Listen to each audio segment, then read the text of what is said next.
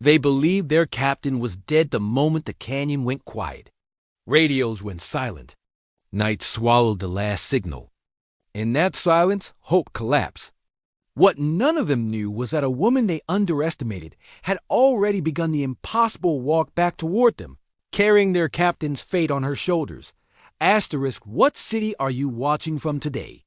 If this story resonated with you, hit subscribe for more stories about extraordinary people. The team had been inserted before dawn.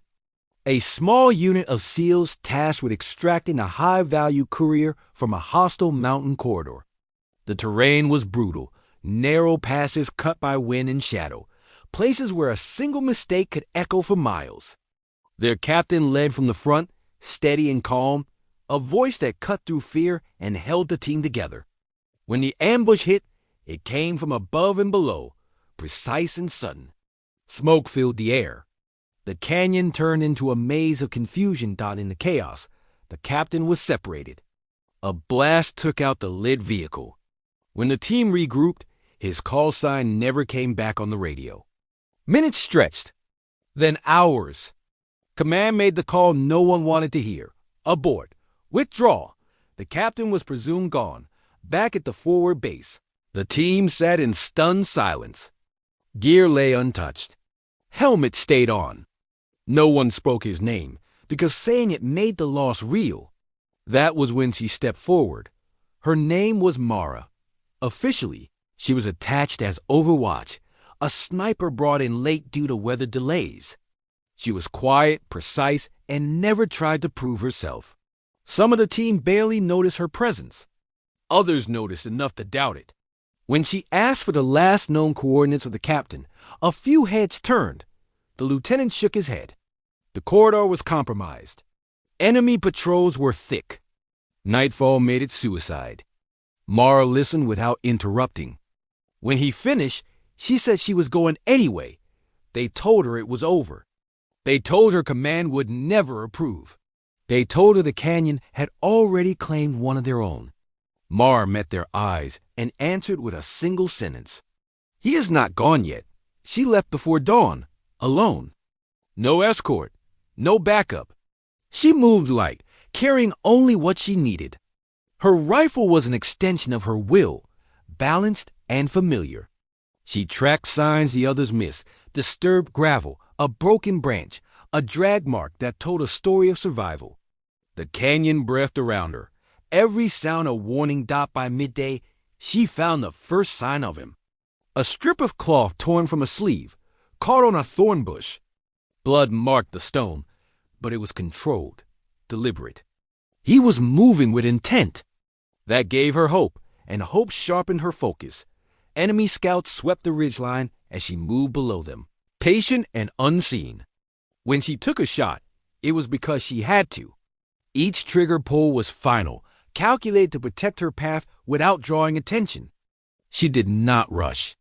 She trusted time. As night returned, she reached a cave cut deep into the rock.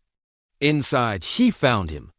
The captain was alive, wounded but conscious, leaning against the wall with his side bound tight. His eyes widened when he saw her silhouette. He asked how many she brought with her. She told him none. He tried to stand and failed. The injury was bad, shrapnel lodged deep, infection setting in.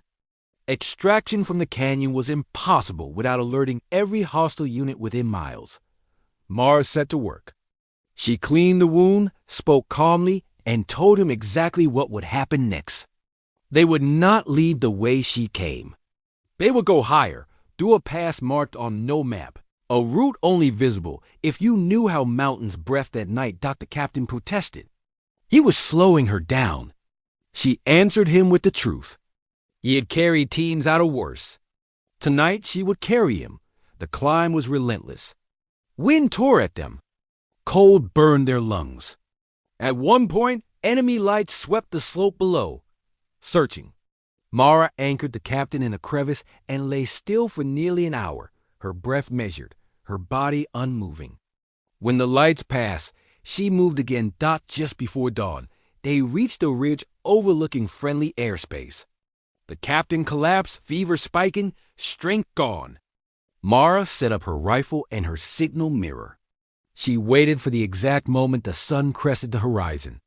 When it did, she flashed the signal once, clean and unmistakable. The response came faster than anyone expected. A low thrum of rotors cut through the thin air. Friendly aircraft swept in, stunned to see a lone figure waving from a place no one thought reachable. Back at base, the team watched the feed in disbelief. They saw the stretcher come out first. They recognized their captain's boots. Then they saw her, face streaked with dust, eyes steady, walking beside him as if this had always been the plan. When the captain woke hours later, he asked for the team. He told them who brought him back. Silence filled the room again, but this time it was different. It was respect settling into place. Mara never spoke about the mission. She cleaned her rifle, filed her report, and returned to her post. The team stopped doubting. They stopped underestimating. They learned that legends do not announce themselves. They show up when everyone else believes it is too late. The canyon took many things that night, but it did not take their captain. It taught them a lesson instead. Hope is not loud. Courage does not ask permission. Sometimes it walks back alone through the dark, carrying someone everyone else had already mourned. What did this story make you feel? Where are you watching from? Subscribe to Soul Relief Stories for more real stories that heal the heart.